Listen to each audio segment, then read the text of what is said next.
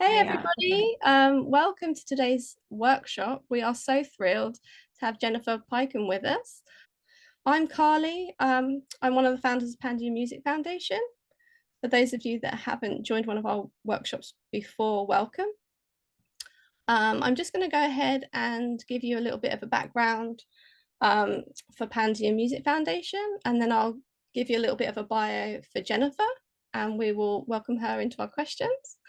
So Pandion Music Foundation is a free online platform that empowers artists as they navigate the music industry through educational resources, workshops, wellness guidance, and direct access to experts, helping to provide a constant thread of support for music creators with a specific emphasis on uplifting music creators from underprivileged and marginalized communities. And Jennifer is with us today. Jennifer has overseen the music for dozens of movies, of over 1,000 episodes of television. Her skillful sonic curation efforts have been recognized by her peers. She was nominated for a Primetime Emmy Award for Outstanding Music Supervision and won the Guild of Music Supervisors Award for Best Drama for This Is Us. Her music supervision includes credits such as This Is Us, Smallville, One Tree Hill, Felicity, Alias, Lost, Las Vegas, The Package, The Healing Powers of Dude, Just Beyond, Workaholics, Game Over Man, The Neighbors, Adam Devine's House Party, Beaters, Undressed, Happy Gilmore. And she's currently supervising The Way Home for Hallmark. Jennifer has also created a Go at Your Own Pace comprehensive music supervisor master course, where you can learn more at musicsuper.net. And today's workshop is a meet and greet. So we will be providing you all with a disco playlist link towards the end of our Zoom. So music creators, you can submit one radio ready mixed and mastered track as a streamable link, complete with metadata, please. Okay, so welcome, Jennifer. Thanks for having me. I see some names of people that I know. So Oh, hi, people I know and people that I am going to know. Hi there. good. Excellent. Just going to have a look and see where people are joining us from. Oh, we have Lainey McCormick says Jen's course is amazing. Oh, And hi, lady. we have Jessica Turner, This Is Us is my all-time favorite show. Oh, we've got someone in from the UK, same as me. Hi, David. He's from North Yorkshire. Wow, we've got Jared Chan from Singapore. We've got Mariano from Delaware. Lots and lots and lots of people. I love to see this. We've got Canada as well. Fantastic. Okay, so Jennifer, I just wondered if you could kind of take us back a little bit and kind of give us an overview as to how, what your early life was like and how you found yourself becoming a music supervisor and then leading to having your own agency. Well, when I first started out, which was 20 plus years ago, there really just weren't that many music supervisors around. But like you said, going back in time, so when back to childhood, my family always played music in the house.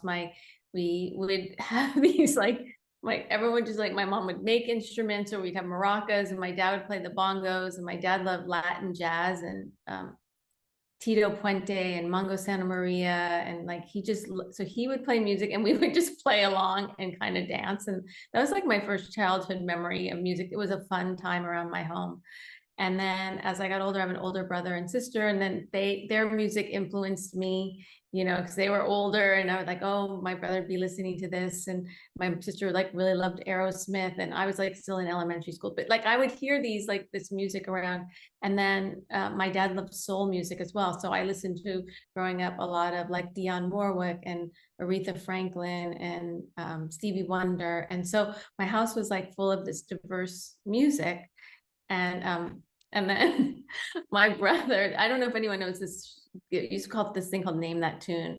And he had like AM radio in his car, and he would like test me on songs, name that tune on the radio. So it was just like kind of music was just sort of a part of my growing up, but not any musical training, nothing like never took piano. I never did any of those things. I'm actually taking piano now. Yay. Which is a lot challenge. I wish I did it as a younger person, but I dabble, and I love it. But so as I got older, I, started listening to music and went to concerts with friends, high school. And then when I went to college, I ended up being a DJ at my radio station, which was at UCSB. And I decided like, well, music, maybe I could do something in music. I didn't have a degree in music. I had a liberal studies major, and so I had no idea that music supervision was a thing. And it really wasn't a thing many years ago. But I decided to do an internship. So I had a mentor who I talk a lot about. I'm very grateful for, Karen Rackman. And she was like kind of starting out in the music business and said, oh, I know some people at this label, maybe you can get an internship there. Internships, it wasn't like really hard to get internships then because not as many people were doing it. But I drove like an hour from my college to this internship every week. And just got an idea of what goes on at a record label. And I'm like, you get to wear jeans to work. I'm like, wow, this is just like, I don't have to, actually, this is really funny. My mom had bought me like a skirt and a little blazer to go on interviews for after college, which I actually really liked. But it was funny because the music business was very jeans and t-shirts even then, and it is now. So I did that internship. I finished school, and then I kind of just hit the payment and I ended up getting my very first job was working for a DJ based in Los Angeles / he was kind of a music supervisor. I don't think he ever really like became a big music supervisor. He was just this, he ran all these clubs in LA called Funky Reggae, and they were just cool clubs, and I worked for him.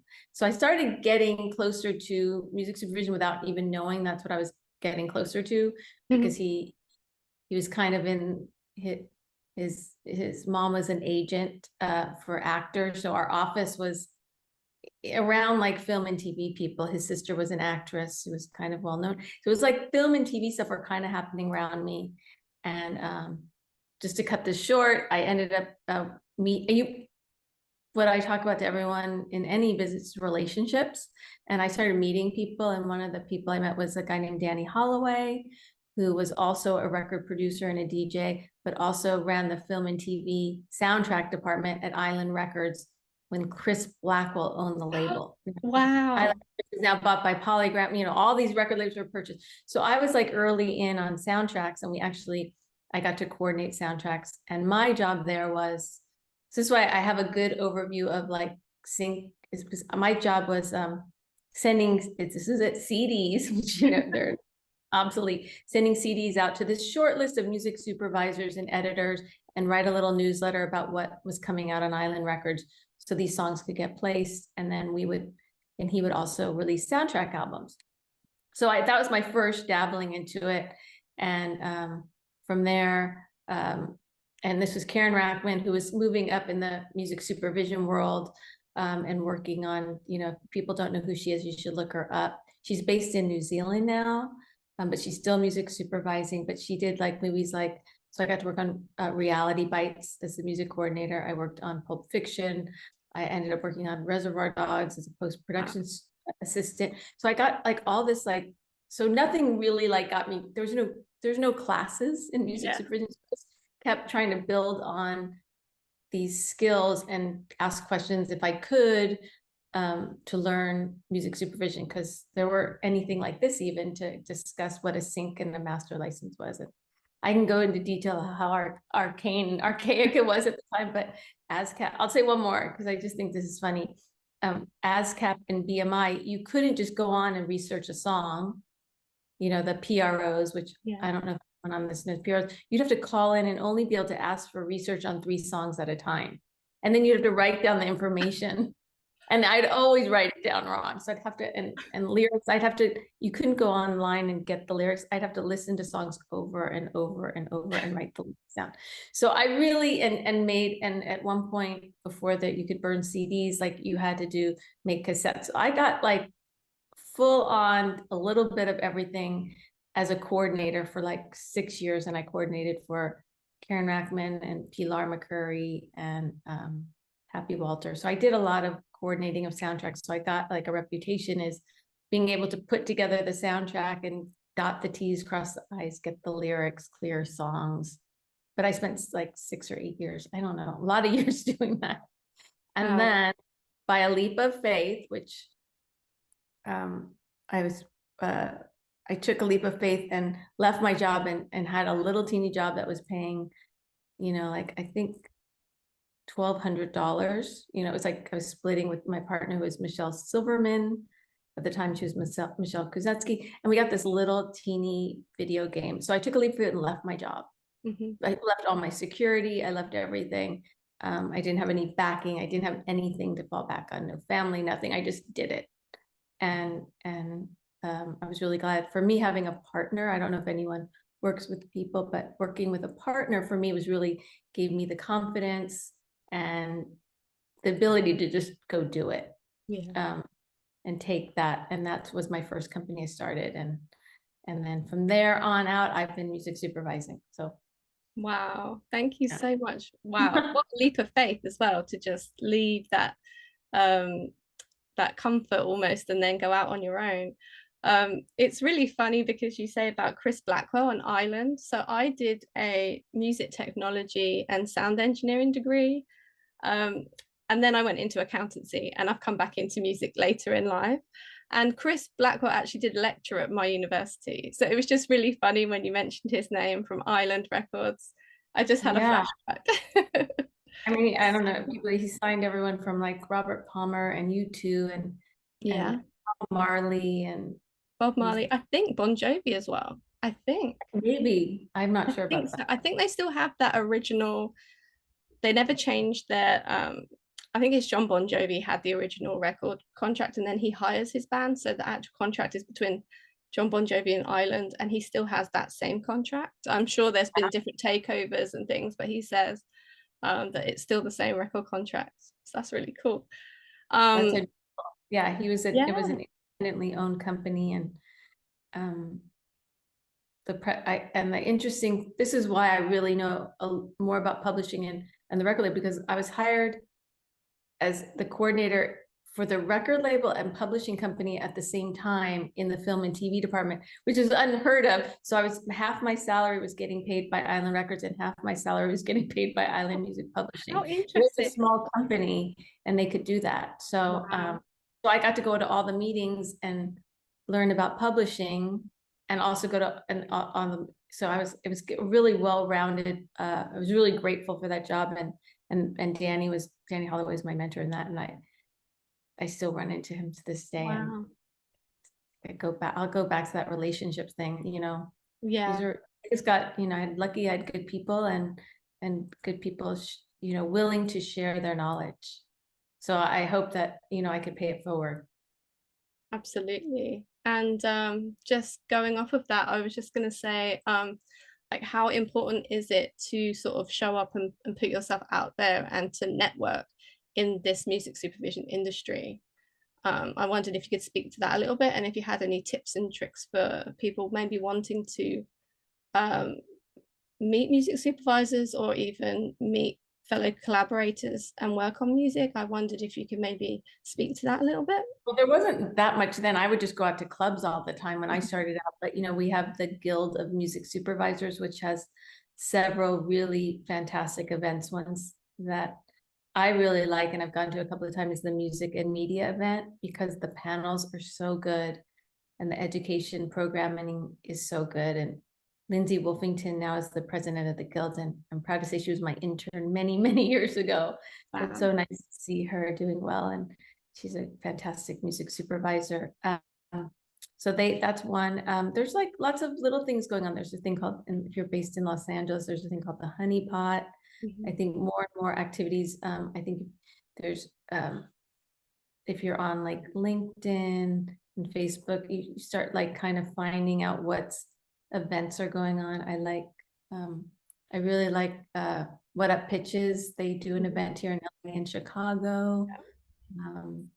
So I think if you go to these, you know, film and TV conferences, you might, you know, if you meet one person, that's great. I mean, there's going to be a lot of music supervisors there, but I'm not going to say it's easy, because they're going to get crowded around by people, or I'll say what happens to me, and there's a lot going on. And so if you can try to make one connection with somebody that, you know, is someone who uses music for film and TV, it's a great start. Yeah, I think you have to build one at a time. yeah, meaningful meaningful connections. Absolutely. And I'm gonna put in there Durango. I see Lisa Dunn put in yeah, Durango one. So there's like, and once you kind of get in the sync this, I think, and then Mark Frazier does something here in yeah, LA. So as you go to these events, and I found that when I was going early on, like I just met people that were in this wanting to be music supervisors too. So you kind of, and I like, oh, I can't do this project, or this isn't right for me. You start building even relationships with other people that are doing what you're doing, whether it's songwriters. You might meet other people there that, you know, maybe you don't write pop songs, or maybe you want to write more, you know, certain type of song, and you meet people and you can collaborate. And I I I I've come up with the 3 C's, which is creativity, collaboration, and clearance for music supervision. Those are the 3 basic things that I deal with on a daily basis, that I came up with, easily describe what a music supervisor does. great. And you have your own course that people can sort of learn at their own pace. And I just wondered, what was the why did you create that? What was your goal for your students? My goal was so that because there was no classes when I started, and over the pandemic, wasn't working, and I had the time, and I was teaching this course periodically at UCLA, but I'm still a working music supervisor. So for me to drive to UCLA, I don't know if anyone knows about LA, they're from LA, get there, park, teach the class, and do everything. It was too much for me. I couldn't work and do the same thing and be so I did it a couple of times, and I always in the back of my head thought someday I was going to create a course. I thought about it because there wasn't anything out there. And so I had the time, and it was a labor of love. And I had, you know, because I knew about production, I'm on sets, I kind of made my own little, you know, pod of people that came to, you know, my office and shot it. And I took the basics from my music supervision course I teach at UCLA, and then just kind of made it more detailed.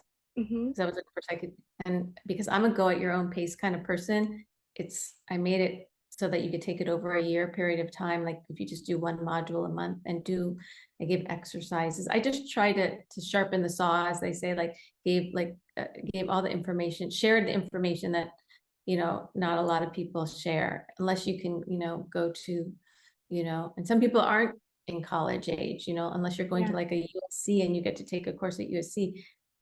It's like $70,000 a year to go to USC. And then you get one, you know, maybe a few courses. There's a music, I think there's but like, I mean, I don't have nothing. I went to college. I'm glad I went, but it's not, and everyone's at a different phase in their life. So, and it's sort of interesting. So a couple of people on here that I know that are taking my course are actually sync agents, and some musicians have taken it because they want to understand what I do, understand what music supervisors do, and not like you're just sending songs and they can just, oh, you know, like if you saw my inbox.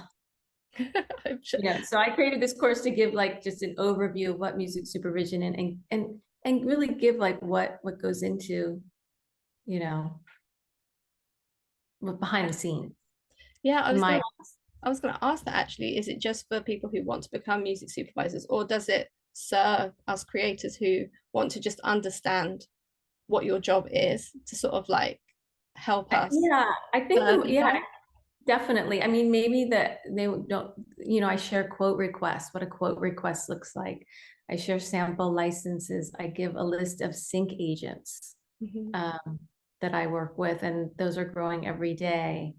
So I think it's been helpful for them because they get an idea of, and what I did was I interviewed people from the perspective of knowing what the answers were, even though I learned something from all my interviews, like, because there's a music editor and what the music editor does and what the editors and publishing companies, and just these interviews I found really I really enjoyed doing, but I also it gives a lot of information about all the process and what it goes through to actually place even just one song. Yeah. All the people that I deal with on a weekly or daily basis. And then I did PowerPoint. I tried to make it as comprehensive as possible. Yeah. So I had fun doing it, and I thought it was something that I didn't get to have. So Absolutely. I mean, and the fact that the way that you've created it, so it is go at your own pace, as even in the UK, it's extremely expensive to go and do a degree. And having done a degree, I probably, out of all of the modules, we only got to spend maybe one module in the studio actually learning what to do in the studio. And so, and obviously you have to pay for those 3 years. And so, and people are at different points in their life as well, different ages, and they may have children. And so I like the way that you've structured it so that people can do it at their own pace. Um, I was going to ask actually, I mean, I know we have a lot of familiar faces, but I just wanted to know from your point of view, when you're receiving music as a music supervisor, what do you like to see? Like what quality? How do you like to receive music? And I don't know if maybe you could speak to the importance of metadata as well. well, yeah, there's a lot of way to receive music. Well, most music that's sent to me is by email. So I'll start with that. I don't like long emails. I like a little bit of information. I like the header to be, is it one stop? One stop means that you have the rights to license the sync and the master. I don't know how much everyone knows about sync and masters. And so that's called a one stop, and we can get into that. But I like it, just what kind of music it is, because a lot of times it's timing with me, because I'm working, depending on what I'm actually working on at the time, and someone puts in there, indie pop, and I'm like looking for indie pop that day, and it's a female artist, and I'm like, oh my gosh, this is perfect. I'll download it, or I'll listen to it or put it in. The easiest thing for me is disco. Mhm. I've heard about this thing called Boombox recently. I don't know if anyone's been using Boombox. Maybe they could do a shout out and say what that is. I Anyone haven't using Boombox? for music supervisors. I think from what I know, 90% or more use disco, which makes it, if anyone understands the process of it, if you gave me a disco link, I load it right into my disco. I click on it, load it into my disco. And then, whether later that afternoon, I can like start listening to that music and make another playlist. So say I've gotten, and I have lots of playlists already made in there from many scenes I worked on. So I can start pulling stuff very easily, make a playlist very quickly, because music supervision is very, especially TV, which is what I'm mostly do, Mhm. so fast that I might get a request at, I'm working a show that's in Canada. So I might get the request at 5 a.m. or 7 a.m. LA time. So it's 10 a.m. their time. By the time they need it, I've got to get that playlist out by the afternoon. Wow. Unless they say to me, oh, we don't need this right away, which I'm grateful when they say that. But a lot of times, because we're working on several episodes at a time. And so for me, it's just a very simple way to get it. Metadata is so important. So you want to make sure you have your song title, your artist, all your writer splits, your information, how to contact you. If there's any other major publishers on there, make sure everything is filled out on your metadata. Because, even in your email, make sure there's a phone number, and respond to the music supervisor. Don't be like cool and be like, oh, I'll respond to them tomorrow and act all cool. Like if I don't hear back from someone that day, that means like I might move on, because I have to, like, I can't pitch this song, because I usually try to do my due diligence. Like, this is how much I will say, I might reply, say, I'm pitching this song to my, and I'll say, this is how much I have for the scene. Is it okay? you know, and a lot of indie songs on many shows are not big budgets. And if you're not comfortable with that and you're not ready to say, okay, go, yes, you know, in a short period of time, I might not send it, and then it's not going to be presented to it won't get cut into the episode, you know, it doesn't have a chance. So it's that quick. And then sometimes the scene changes, and all of a sudden that whatever it is, I was doing like all this like rock music for this one episode. It was a party scene, and I had put one hip hop song in, and it was in this show, and all the edit cut to the show for like a month and a half, and then we went to a route to mix it, and they go, you know, we don't. Why'd you have that hip? I thought it was kind of cool to have like different music in the party, because I feel like parties sometimes have like, you know, you go from hip hop, and they're like, no, we want to keep it like. So I had to scramble really quickly, and it was a time period, so I had to find. And I already had stuff pulled because I'd pulled lots of stuff for this kind of music for this party scene, and go back and find more options from 2007 because the hip hop track was, and get it cleared in like a few hours, you know. So to give you an idea, a music supervisor, if you're not hearing back from them, it's not because they don't want to respond to you. It's because they're just, I use the analogy of putting fires out, but which we're not saving lives, but we're like constantly like boom, boom, boom, pivoting to get it done. And it has to get done before that mix. And you could be on the mix stage, and it can be really stressful, and it could be, and that's why I like sync agents, you know, because I know they're trusted people that I've gone to, and I don't have to worry that if I'm going back to this person and they go, oh, by the way, actually one of the risers just signed to Warner Chappell. You know, like it happens. Yeah. You're like, holy shit. Like, oh, you know, like this is like a $3,000 to $5,000 check, and Warner Chappell is not going to fly with that. And then I'll either have to call in favors or somehow get that song pulled out, which I've had to do. And, or, you know, and after the fact is really, you know, then I'm on the line. I could lose my job because put a song in it's not clear. And part of my class is you have to, I think I don't know what this is a diverse group of people, but you have to have 100% of the song cleared. So if you have 98% or 99% of the song cleared, the song's not cleared. So I've had people squabble about 33 and a third. You can't have 33 and a third, 33 and a third, and 33 and a third. Somebody has to have 33.4% to add up to percent. And I've had people, writers, like squabbling over who gets that 0.4, like and I'm not kidding. Like, so, and I can't put that song in unless it's 100% signed off on.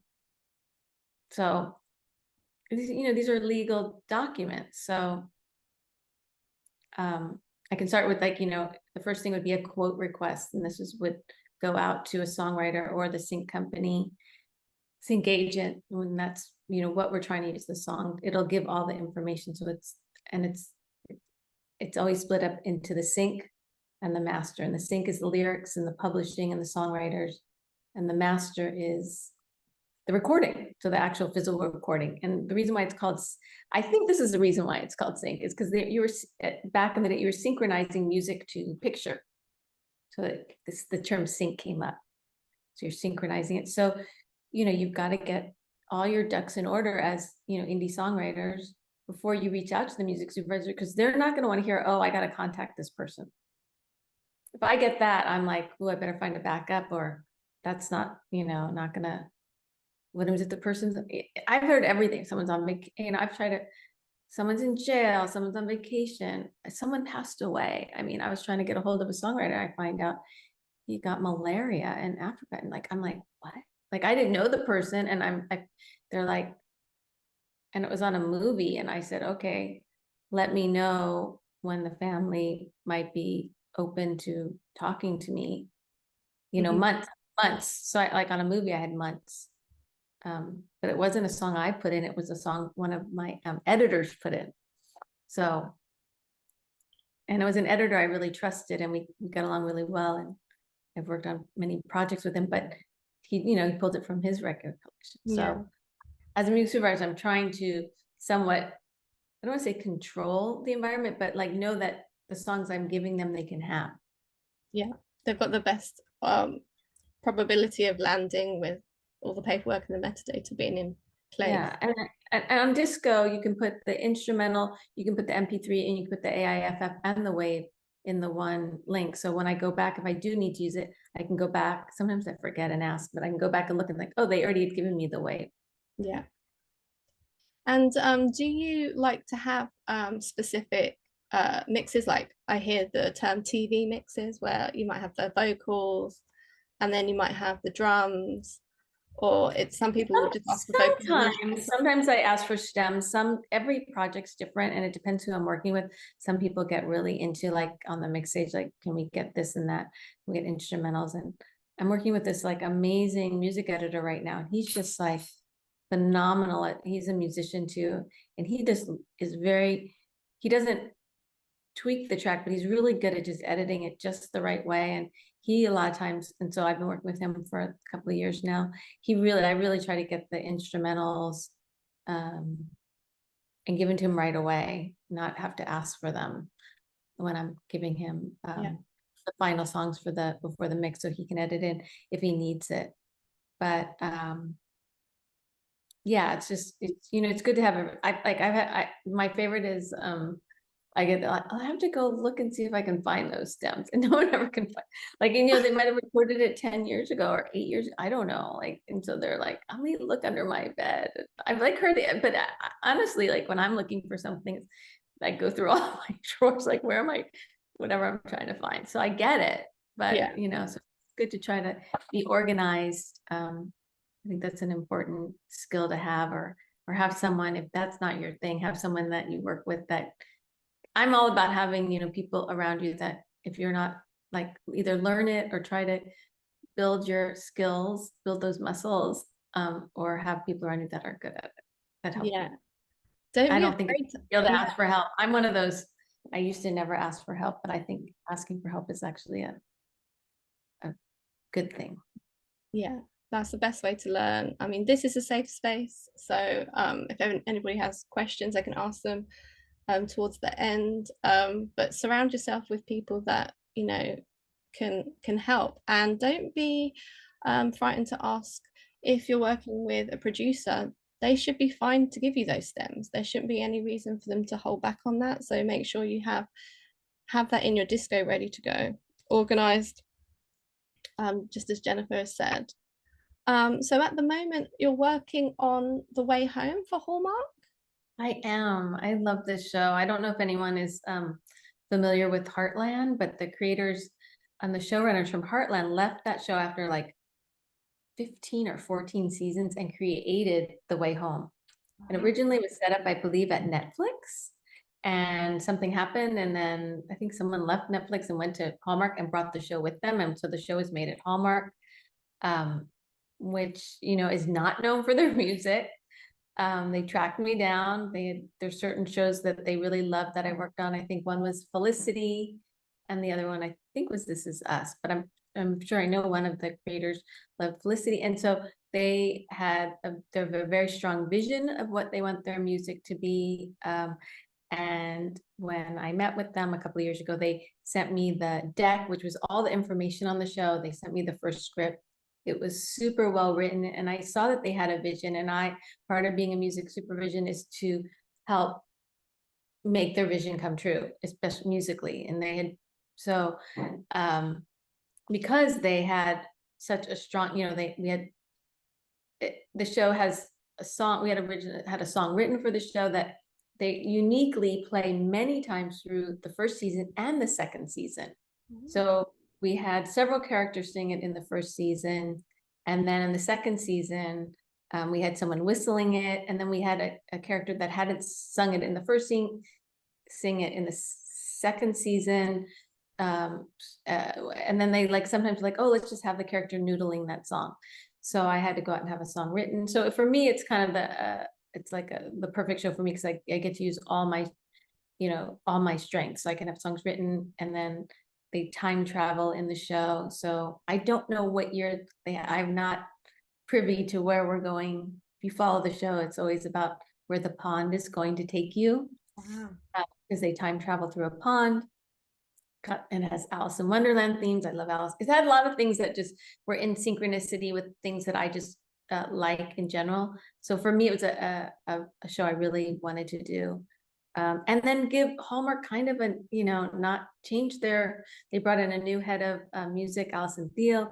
It's changed like what you think of as a typical music for a Hallmark show, which is known in a certain way. So I think they're trending that way with this new head of music, who's been just fantastic and really gotten behind me and the whole way we're doing the show. And for Hallmark, we have a decent music budget. But then again, I'm spending most of my budget on these big hit songs, which place us in the time period we need to be. So if we're in 1989, we need the biggest hit song from 1999, which is not inexpensive. If we're in 2007, we needed the biggest hit song from 2007. So like we had Muse last season, we had Fall Out Boy, we used Paramore. So and then in the first season, we went back to the 90s a lot. So, my job was like now finding these, when I did have an opportunity to put an indie song in, which wasn't as often as I like, but find the right indie song to play in the background scenes. So Wow, I don't know what's and I don't know because every season it's changed. So I'm looking forward to starting. I'm hoping in, I don't know, June or July. Wow. And I'm very grateful because a lot of people aren't working right now. And I don't know if that's something that you want to talk about, but there's, that it's been taking a long time to get productions back up and running. Yeah. Some music supervisors I know are having a really hard time getting work. And then others I talked to have a ton of work. So it's and I'm like sort of in the very middle, like I don't have a lot, but I'm talking to people about other projects, but it's a weird time because it pushed everything. Mm-hmm. Pushed all the productions, things that were already in the works were able to keep going and start back up because the scripts might have been already written, then the actor strike. So I've been really grateful that I am working and that is good for the writer, songwriter. It trickles down to everyone. Yeah. Person who's the caterer and the people that sell the lumber to the sets, it's an ecosystem.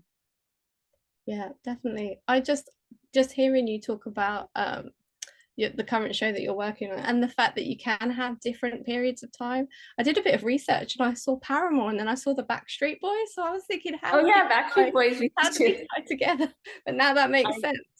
And Muse in this, in the same season. It's because we're really trying to place it, and their visual vocals, like the Backstreet Boys was like a kind of fun scene between these two characters present day, singing the Backstreet Boys, and they were young. She's supposed to be in high school and he's just right out of high school, and they're like singing back and forth the parts. So it's very thought out. We also did a whole Five for Fighting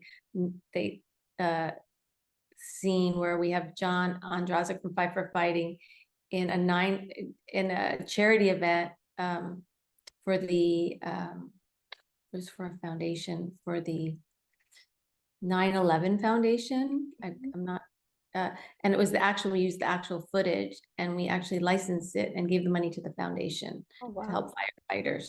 So we actually, as a music supervisor, I'm not normally, I can, we'll do the clip clearances, but I don't normally, but we went and they weren't getting response. So we as a team went and made sure so they're watching the 9/11 footage and the scene takes place in 9/11. Wow. So not on 9/11, but in this charity event, and they're watching. And then later on, one of our characters sings the song on guitar. So we try to really tie music in, like really, really. It's important that it all ties together. Yeah. So you have your major songs that are a bit more of the budget, but then you're also using independent artists for other parts. So if somebody wanted to, what's the best way for musicians to get in touch with you if they want to send you music? Is there a specific way? Do you have a way through your website? What's the best way for people to get in touch? I think the best, preferably the best way would be is, a sync agent, just because if I get another 100 emails, it's just like, how am I going to get through them? That would be my preferred method. Yeah. I do have an email they can send to jenpyken@gmail.com, but you're not going to get a response from me. I'm just going to say, be very honest, because Yeah. unless I need that song right now, or I'm going to go listen to it right now, or I'm going to need that, it might go into the abyss. But if it came in from a sync agent, at least I know that it's clearable and usable. And Yeah. but I do get music from artists as well. But I think I used to get more before, but now with the advent of so many of these companies, it just, depending on my time frame and what I'm Yeah. looking for at that moment, the synchronicity has to be there. Yeah. And we do. I don't, honestly, and I hate to say this, but it's just, I don't have the time to respond to every. If I spent all day responding to emails, I think I could spend all day just responding to emails. And sometimes I, can respond, but it's on the less than more. Yeah. I don't want to be like, oh yeah, send it to me and I'll, Yeah, you can't make those promises because you are stretched for time. Okay, we have about 13 minutes left, so I'm just going to have a look through some of the questions here. We have a question. Do you have go-to sync agencies that you would name, that you feel comfortable naming? Oh wow, gosh, off the top of my head, well, Secret Road. Gosh, there's so many sounds. What is it? Gold Sounds in Nashville. There's so many that I like. You're putting me on the spot. I have like a list. Don't worry, no worries. No, I'm glad you're putting me on this one, because there's quite a few that I do use. I have a list in my course that I have. Like, I probably could pull it up. Let's see who else is there. Yeah, or we could post it to our Facebook creators circle, which is like a closed group for our members. Okay. So if you wanted to send it over to Anahi, we could. Oh, there's Scene Support, who Lainey's here. I use her. Okay. Yeah, there she is. I used one for August, the first placement by Abigail Appel, who'd never had a placement in film and TV before. And she sent me an email and I didn't know who she was. And I ended up using it as the opening song in The Way Home. And we could have used a lot of different songs in there, and that's the song that made it. So an unknown, now she's won many awards as Canadian Folk Music Artist of the Year twice, I think, since then. And so it just like, I just love the song and I'm now a big fan. So, it does happen. I don't want to be like a total doomsayer, like it never is going to happen, but there are, I say doing nothing, you're not going to have, nothing's going to happen. Right. Yeah. Right. So it's those little incremental things that you do every day. Mm-hmm. And I'm a person who breaks things down, which really helps me get my day, my goals, I have 3 goals for the day, and then I break everything else down. Yeah. I follow, just do, 1, 2, 3 things every day that move you towards your goal. That's kind of how I live by. So it's not too overwhelming, but you do something every day that just moves you a little bit further down.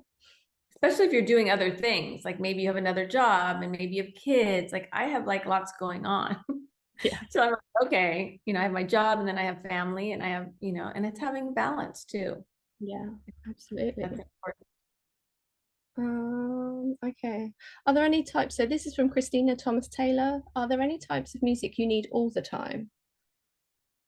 Well, there's I call them like the bread and butter stuff. There's always like, I feel like in every single, there's always like a background, like mini mart, 7-Eleven. There's always something playing in those. There's always like, or gas station queues. There's always like cafes, coffee shops, you know, whether it's restaurants. There's always, those are always queues I feel like are always, I mean, it's party songs, you know, but every party's different. Is it a, you know, like I was talking about, it was an all rock thing, or is it a young, you know, teen party? Is it a high school party as opposed to a junior high party? Is it a party at, you know, 30 something's house, or at, so, so party songs are always used. I'm trying to think what other scenes always come up, but I call my meat and potatoes. I don't know why, because it's just simple, classic. Maybe it should be like vegetables and no, no meat.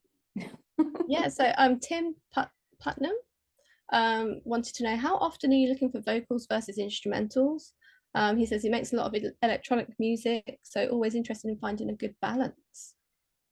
You know, I don't, because most of my shows have composers on them, I don't use instrumentals that often.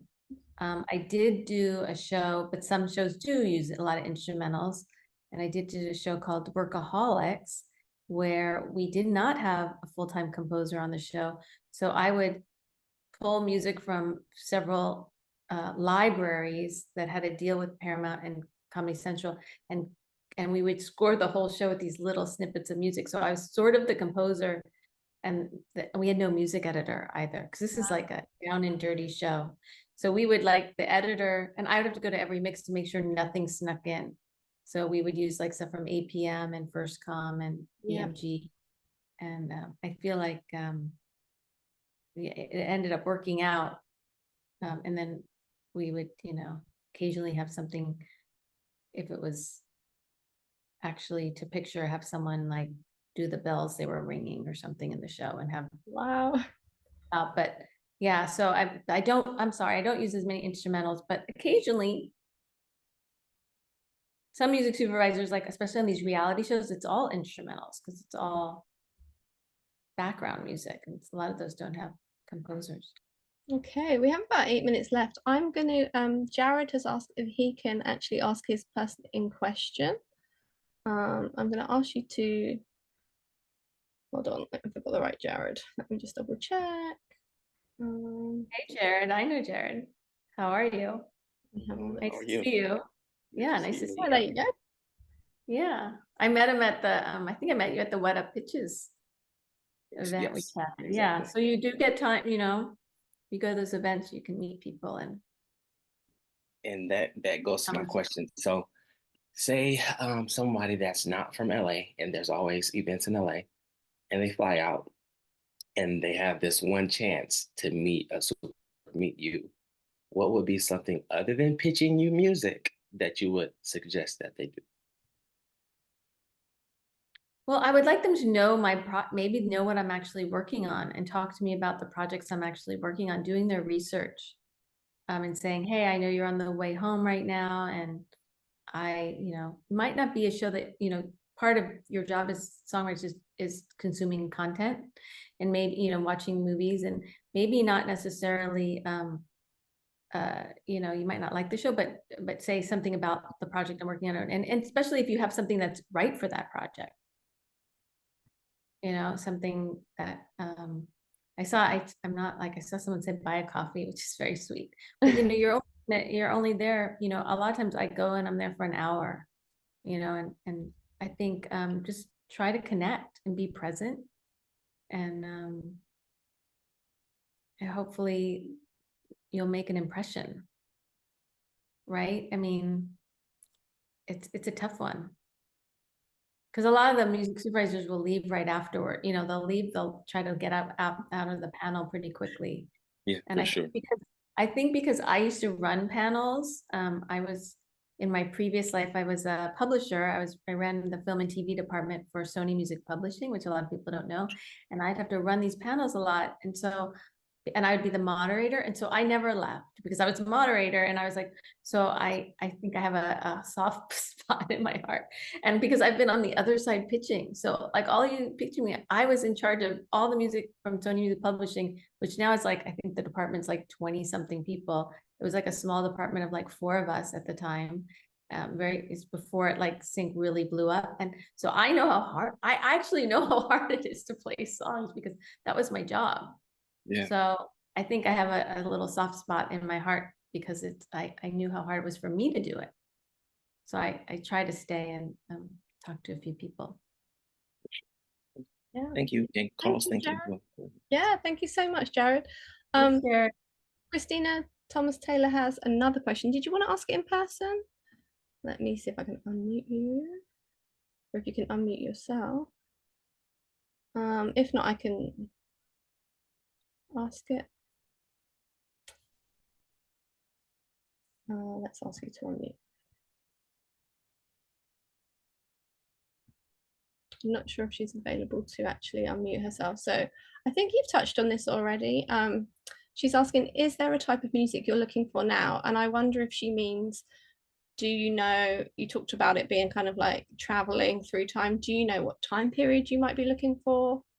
I don't know what time. I mean, I'm always looking, you know, and this is not set in stone, but I've noticed that in the season 1 and 2 that I was using more female vocals than male vocals, not because it was something that it just happened. It just seemed to work.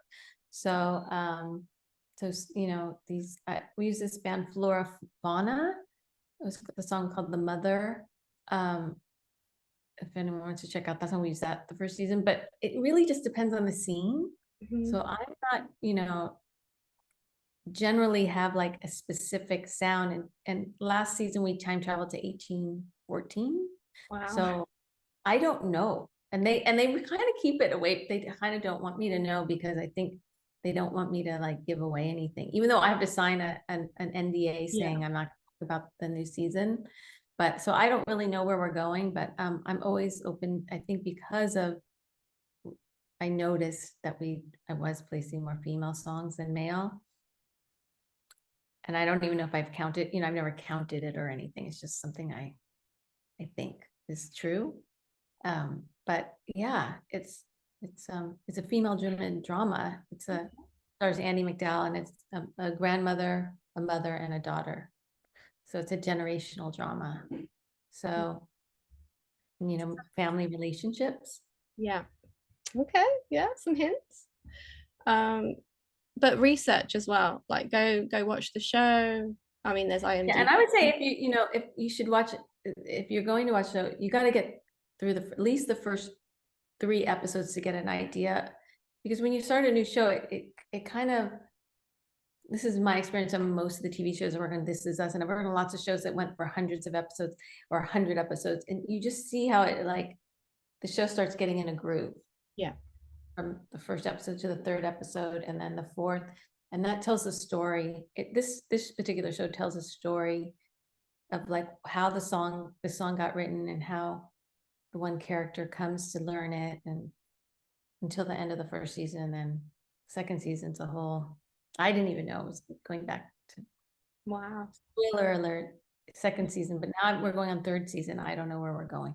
Okay. Well, so eventually people have to tell me because I'll have to do my job, but right now I don't.